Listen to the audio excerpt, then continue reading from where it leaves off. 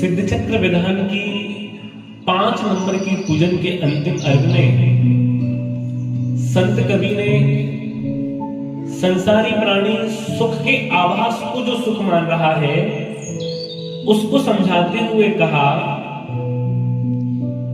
कि सुखी हम नहीं बल्कि सच्चे सुख का अनुभव तो सिद्ध भगवान करते हैं। और उन्होंने कहा, जेते कछु पुद्गल परमाणु शब्द रूप भय है अतीत काल आगे होनहार है, तिनको अनंत गुण करत अनंत बार ऐसे महाराशि रूप धरे विस्तार है। सब ही एकत्र होए सिद्ध परमात्मा के मानो गुण गण उच्चरज अर्थ धार है, तो भी एक समय के अनंत भाग आनंद को कहत न कहे हम कौन प्रकार है। संत कवि कहते हैं, भक्त प्राणियों,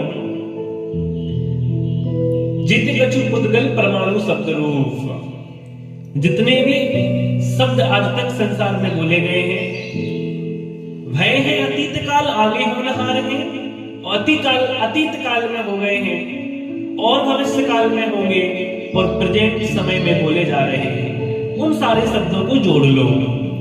फिर तिनको अनंत गुण करत अनंत बार, उनको गुणा करो अनंत से, कितने बार करो? अनंत बार। शब्दों की विशाल राशि बन जाएगी। उन सारे शब्दों की विशाल राशि के माध्यम से सब ही एकत्र हुए सिद्ध परमात्मा के, वो सारे के सारे शब्द मिलकर के सिद्ध परमात्मा के मानो गुण गण उच्चरज अर्थ धार है, वो सारे के सारे शब्द मिलकर के सिद्ध भगवान के, तो भी एक समय के अनंत भाग आनंद को कहत न कहे हम कौन प्रकार है।